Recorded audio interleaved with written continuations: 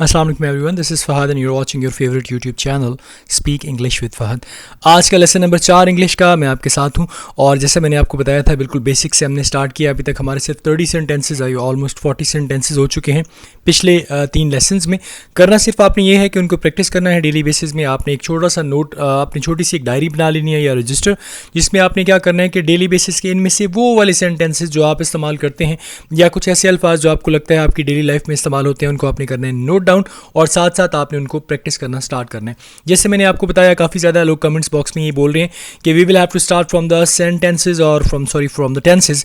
तो टेंसेज जो है उसके लिए डेफिनेटली हम लोग डिफरेंट किस्म की वीडियोज़ बनाएंगे, लेकिन क्योंकि ये स्पीकिंग के हवाले से है और मेरा ये मानना है, मैं ये कहता हूँ कि लैंग्वेज के लिए आपको टेंसेस की तरफ जाने की ज़रूरत नहीं है। लेकिन इसका ये मतलब बिल्कुल नहीं लीजिएगा कि you really don't need tenses. You are in need of tenses, but on basic when you're just gonna start like speaking any language, जब आप कोई भी ज़ुबान बोलने की कोशिश कर रहे हो तो वहाँ पे अगर आप ग्रामेटिकली आप जाएंगे तो आपके लिए बोलना मुश्किल हो जाएगा। मैंने कुछ इस तरह के सेंटेंसेस आपके लिए सर्च किए हुए हैं जो मैं डेली बेसिस के आपके साथ डिस्कस हम लोग करते हैं और वो आपको बताया जाता है कि ये इंपॉर्टेंट वाले हैं और ये आपको हेल्प कर सकते हैं आपकी डेली लाइफ में। तो इसीलिए मैं कह रहा हूँ पहले हमारे सेंटेंस की तरफ चलते हैं। The first sentence is who came first. सबसे पहले कौन आया था। जैसे मैंने आपको बताया कि आपने सिर्फ वर्ड क्या फाइंड आउट करना है, वर्ब। अब वर्ब की कौन सी फॉर्म है, second form. Who came first, तो इसका मतलब टेंस कौन सा है, second, past indefinite. Who came first, sir I was the first, I came first in the class. या आप आते हैं, आप घर पे आते हैं और आपके कुछ फ्रेंड्स आए बैठे हैं और आप पूछते हैं सबसे पहले कौन आया था यार, who came first. Suddenly some person, one of your friend just raises his hands up and says yes I was the first, मैं पहले आया था। तो ये क्या सिचुएशन है, हु केम फर्स्ट, सबसे पहले कौन आया था। या आप पूछ सकते हैं जनाब सबसे पहले कौन आया, या क्लास में पूछा जा सकता है तो आप कह सकते हैं यस आई केम फर्स्ट, हाँ पहले मैं आया था। Let's move to the next sentence. दूसरा सेंटेंस क्या है, how did you come here, तुम यहाँ कैसे आए। अब ये दो तरह से पूछा जा सकता है। पहली बात तो मैं बता दूं, यहाँ पे डिड आ गया, जहाँ पे भी डिड आ जाएगा आपने बेफिक्र होकर सोच लेना है कि क्योंकि ये सेकंड फॉर्म है तो इसका ताल्लुक कहाँ से होगा, पास्ट से होगा। अभी हम इंडेफिनेट कॉन्टीन्यूअस परफेक्ट कॉन्टीन्यूअस की तरफ नहीं जा रहे ताकि आपके लिए कॉम्प्लिकेटेड ना हो जाए, लेकिन उसको भी हम ज़रूर एक्सप्लेन करेंगे। How did you come here, how का मतलब कैसे, डिड यू आप, कम आए, हियर यहाँ, आप यहाँ कैसे आए। या आप किसी से पूछ सकते हो how did you come here, he can say yeah I came here by bus, I came here by car, I came here by plane। या किसी भी चीज़ के ज़रिए अगर वो यहाँ पे आया तो वो बता देगा या I came here because I just wanna meet you, मैं यहाँ पे इसलिए आया क्योंकि मैं तुम्हें मिलना चाहता हूँ। या वो कह सकता है I came here I just wanna see you, मैं यहाँ इसलिए आया हूँ कि मैं तुम्हें देखना चाहता हूँ। So these are the things, और आप इसका आंसर दे सकते हैं। कोई आपसे पूछता है how did you come here, तो आप उससे बताएं कि आप वहाँ पे क्यों आए हैं या कैसे आए हैं। अगर तो उसका मकसद है कि आप किस चीज़ पे आए हैं, किस सवारी से आए हैं, आपने क्या कन्वेंस यूज़ की है, तो आप कह सकते हैं I came here by car और something whatever you using the time. और अगर आप कोई मकसद है आपके जाने का, I came here because I want some notes from you, मुझे आपसे कुछ नोट्स लेने थे इसलिए मैं आपके पास आया।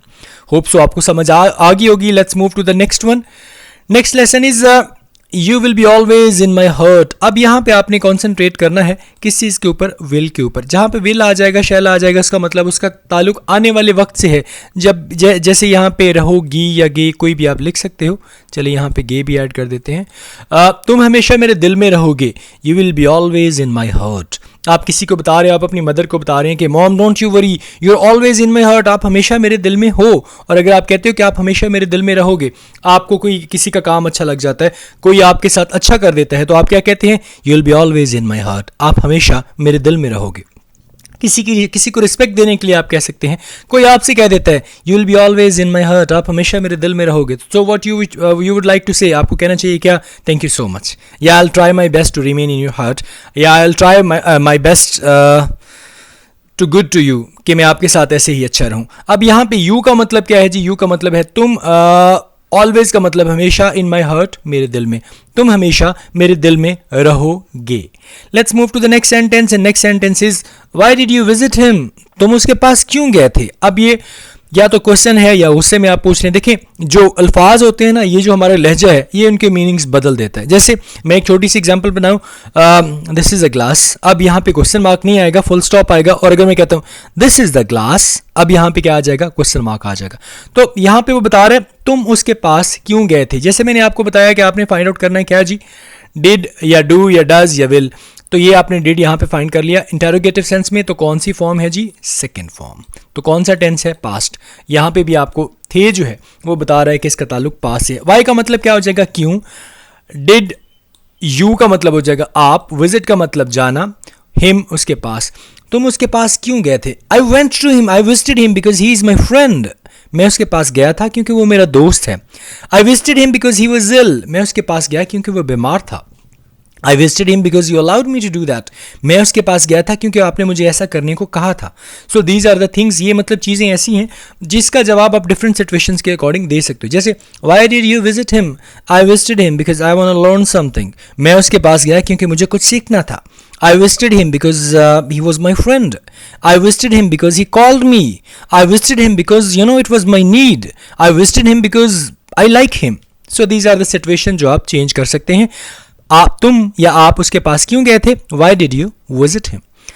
नेक्स्ट वाले की तरफ चलें तो नेक्स्ट है I'll buy a book tomorrow। अब यहाँ पे देखें विल आ गया, जैसे मैंने आपको बताया आपने फाइंड आउट करना है डू, डज, डिड, विल या शैल। अब विल आ गया तो इसका मतलब इसका ताल्लुक थर्ड सेंटेंस से है, सॉरी थर्ड टेंस से है। इसको वर्ब मत समझ लीजिएगा, यानी थर्ड फॉर्म इसको ना समझ लीजिएगा। ये मैंने लिखा है कि ये फ्यूचर टेंस है तो इसलिए मैंने 3 यहाँ पे लिख दिया। मैं कल एक किताब खरीदूंगा। अब इसमें खरीद लूंगा या खरीदूंगा एक ही कॉन्सेप्ट है। आपने करना ये है कि ये लास्ट वाला गा है, आप ये वाला जो कल है ना, ये आने वाले कल के बारे में बात कर रहे हैं, टुमारो के बारे में, ठीक है। आई विल बाय, मैं खरीदूंगा, अ बुक एक किताब, टुमारो कल, मैं कल एक किताब खरीद लूंगा या खरीदूंगा। I'll buy a book tomorrow। अच्छा, ये टुमारो का मतलब जहाँ पे भी आ जाएगा ना, एक और भी सेंस है ये वाला टुमारो, इसका मतलब है कल, और जहाँ पे भी ये सेंटेंस आएगा इसका मतलब क्या है कि इसका मतलब इसका ताल्लुक फ्यूचर के साथ है। अगर यहाँ पे आएगा I bought a book yesterday, मैंने कल एक किताब खरीदी। अब देखें यहाँ बाय की जगह हम बॉट कर देंगे, सेकंड फॉर्म लगा देंगे, और सेकंड फॉर्म लगाएंगे तो टेंस सेकंड हो जाएगा, यानी पास्ट हो जाएगा। I bought a book yesterday, इसको मैं येस्टरडे में कर दूंगा, ठीक है। यानी येस्टरडे पास्ट के बारे में, टुडे प्रेजेंट के बारे में, और टुमारो आने वाले कल के बारे में। अगर आपसे कुछ बंदा पूछ लेता है कि परसों के बारे में, तो उसके लिए 2 इंग्लिश है। एक इंग्लिश तो ये है कि डे आफ्टर टुमारो परसों के लिए, या over morrow, OVER MORROW। I hope so आपको समझ आ गई होगी। Let's move to the next sentence, and next sentence is बड़ा अजीब सा है कि फॉर एग्जाम्पल आप जैसे ही कमरे में आए तो आपने देखा कि आपका जो भाई है ना वो आपकी मदर के सामने चुप करके बैठा है, बिकॉज उससे कुछ ना कुछ गलती हो गई है और मॉम ने उसे पनिश किया है या टीचर ने उसे पनिश किया है और वो चुप करके बैठा है। तो आप पूछेंगे तुमसे कौन सा जुर्म सरजद हुआ है, या मतलब तुमने कौन सी गलती कर दी है। What crime you have committed, what crime you have committed. अब has, have, had, will have और शैल हैव, ये भी आपको बताते हैं टेंसेस के हवाले से। हैव का मतलब और हैज़ का मतलब प्रेजेंट, हैड का मतलब पास्ट, और विल हैव और शैल हैव का मतलब फ्यूचर। अब यहाँ पे क्या चीज़ आ गई जी आपके सामने, यहाँ पे आपके पास आ गया जी हैव। अब हैव के बाद ये थर्ड फॉर्म है, कमिटेड है, ये परफेक्शन में चली जाती है, लेकिन हम अभी सिर्फ प्रेजेंट की बात करें। तुमसे कौन सा जुर्म जो है वो सरजद हुआ। अब सरजद होना क्या है जी, इसको कहते हैं कमिट, ठीक है। जुर्म का मतलब क्या है, मिस्टेक हो सकती है अगर आप गलती कहते हो, और जुर्म का मतलब है तो क्राइम। अगर आपने देखा कोई बंदा जो है उसको पुलिस ने पकड़ा है तो आप उससे पूछ सकते हो what crime you have committed. या अगर आपने, जैसे मैंने आपको पहले कहा, किसी बच्चे से गलती है तो what mistake you have done, आपने क्या गलती की है। अब तुमसे कौन सी गलती हुई है या तुमसे कौन सा जुर्म सरजद हुआ है, ये डिफरेंट है इंग्लिश बनाते वक्त। वैसे हम इसको नॉर्मली मजाक में ले सकते हैं। जैसे फॉर एग्जांपल हम स्टूडेंट्स को देखें तो हम कहते हैं what crime you have committed that you standing in the sunlight, तुम धूप में खड़े हो, तुमने ज़रूर कोई सजा, तुमने कोई गलती की होगी या तुमसे कोई जुर्म साबित सरजद हुआ होगा। So what crime did you have committed. I have done nothing. I was just caught mistakenly. मैंने कुछ नहीं किया, मुझे गलती से पकड़ लिया गया। What did you think? Does I just look like a criminal? Do I look like a criminal? क्या मैं क्रिमिनल नजर आता हूँ। तो इस तरह के आंसर्स आप कर सकते हैं। What crime have you committed? You know, when I just entered in the class, I didn't ask, sir, may I come in? So that was my mistake. So that's why I'm just standing outside. बता सकते हो आप अपना जुर्म कि मैं अंदर आया, for example you know I was not wearing helmet, so that's why you know they just caught me and they said I have to pay the fine. आप बता सकते हो कि आपसे ये गलती या ये जुर्म जो है आपसे सरजद हुआ या आपसे ये गलती होगी. Let's move to the next one. Next one क्या है जी? What is this lesson tomorrow? What is this lesson about? Sorry, tomorrow नहीं है. व्हाट इज क्या है? दिस लेसन ये सबक, अबाउट बारे में है. सबक किस बारे में है? तो you definitely know that this lesson is all about English. This lesson is all about how to speak English. This lesson is all about speaking English. या ये सारे का सारा ये जो सबक है किस बारे में है? In this lesson I am trying to make you perfect in speaking English. If you think it's not about that then you are mistaken. फिर आपसे गलती होगी है. You have committed a crime, you have committed a mistake. That's it. तो what is this lesson about? ये lesson किस बारे में है? ये लेसन इंग्लिश के बारे में है. This lesson is all about English. ये सारा का सारा लेसन किस बारे में है? इंग्लिश के बारे में है. अच्छा, यहाँ पे मैंने आपको बता दूँ प्रेजेंट की सेंस आगे इज है, यहाँ पे है. Let's move to the next. Allama Iqbal devoted his life for poetry. Really? बिल्कुल जनाब, बिल्कुल रियली 100%. अलामा इकबाल ने अपनी ज़िंदगी जो है शायरी के लिए वक्फ कर दी. अब देखें यहाँ पे ना सेकंड फॉर्म है. सेकंड फॉर्म कहाँ है? Wait a second please. Second form यहाँ पे है. डिवोट की सेकंड फॉर्म डिवोटेड आ गया. अब सेकंड फॉर्म है तो मतलब टेंस भी कौन सा हो गया? सेकंड हो गया. कौन सा टेंस है जी? पास्ट टेंस है. यहाँ पे कर दी. सॉरी जी. Allama Iqbal devoted his life for poetry. अब इसमें सबसे पहले तो हम देखते हैं अलामा इकबाल, ये नाउन है तो अलामा इकबाल ही रहेगा. वक्फ करने की इंग्लिश क्या हो जाएगा? डिवोटेड. हिज लाइफ उसकी ज़िंदगी, फॉर पोइट्री शायरी के लिए. अलामा इकबाल ने अपनी ज़िंदगी शायरी के लिए वक्फ कर दी. Allama Iqbal devoted his life for poetry. My father devoted his whole life for my family. आप कह सकते हैं कि मेरे वालिद ने अपनी सारी ज़िंदगी मेरी फैमिली के लिए वक्फ कर दी. मैंने अपनी सारी ज़िंदगी तुम्हारे लिए वक्फ कर दी है. I devoted my life for you, my entire life for you. ये कह सकते हो आप. He devoted his life for his family. उसने अपनी ज़िंदगी जो है अपनी फैमिली के लिए वक्फ कर दी. ठीक है. या he devoted all the things he had for his family. उसने सब कुछ जो उसके पास था अपनी फैमिली के लिए वक्फ कर दिया. वक्फ कर दिया मतलब डिवोट कर दिया. ठीक है जी. Let's move to the next one.